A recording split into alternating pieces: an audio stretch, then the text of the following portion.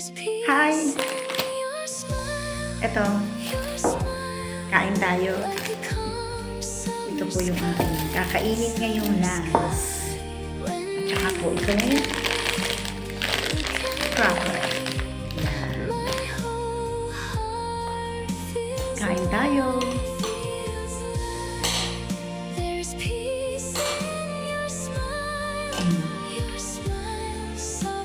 At ito, masarap to.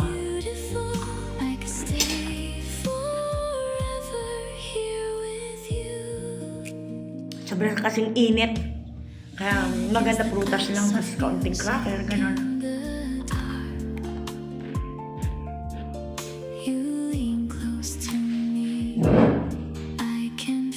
Ayo, kumusta kayo? Anong kinain niyo?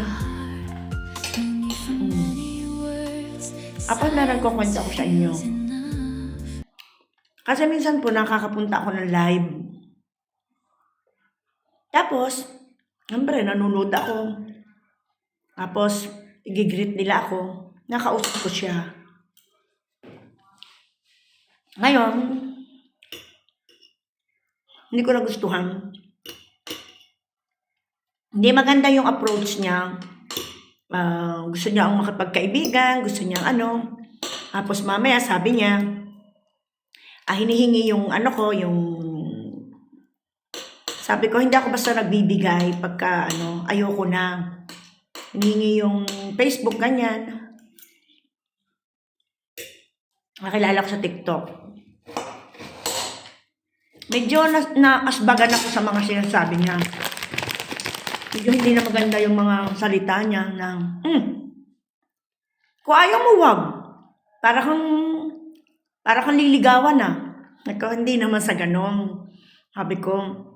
Tapos sabi niya, ay, hindi ako nag-i-invest. Pagka wala rin namang hantungan. Bit ako mag-i-invest, sabi ganun. Sabi ko, ba? Medyo tinamad ako, kausapin siya. Hanggang sa kung ano-ano sinasabi niya.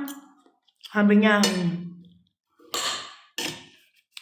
more than 20 years na siya, more than 22 years na siyang hiwalay. Tapos, sabi niya, niyang matino siyang tao, hindi na tayo mga bata. Ikaw, nasa'yo. Tapos yun, doon ko siya binalak nung sabihin niya na, sabi ko, sorry, hindi ako basta-basta nakikipag-chat pagkagaya ng mga salita ng tao. Alam mo, sagot niya nung huli, para namang ang mahal-mahal ng mani mo. Parang gold. Yun. Bisa kasi talaga, Pilipino yun ha, Pilipino yun. Kasi nga, hindi lang respeto. Sabi niya, nag-message ako sa'yo. Nagko-comment siya sa TikTok. No. Hindi lang respeto, kinausap ko siya.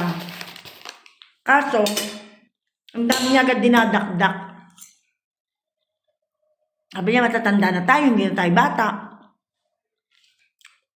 Para, ibig sabihin, pahabain pa. Ano yung ganun-ganun lang? Kahit naman may edad na ako para ka naman bata. Yung saglit na yung bibigay ka agad. Girlfriend ka agad or what. Hindi ko alam kung saan niya gustong dumating. Basta ako sabi ko, ayoko. Kasi dinala ko siya. Kasi nga, magastang yung ugali niya. Sabi ko, kaya pala naman, hindi ka marka ng partner eh. At ako, hindi ako naghahanap ng partner, sabi ko. Hindi ako nagpapaligaw, hindi ako maarte, sabi ko. Basta ayoko nang may kausap, friend lang. Pwede naman ako mag-i-invest kung friend lang. Ayun. So, binala ko siya. Kasi, Pilipino talaga nga namang. Malay ko. Madaling sabihin yung hiwalay ka, madaling sabihin yung matagal ka ng panahon na walang asawa, napakadali. Diba? Lalo yung style niya.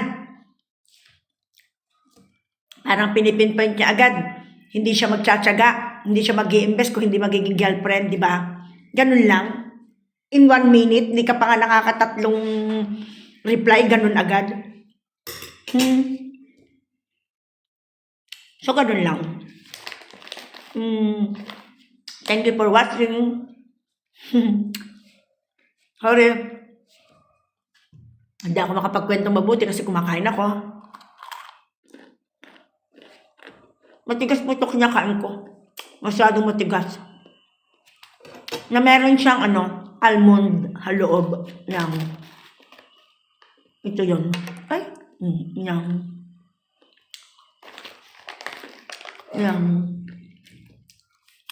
Bye! I love you all.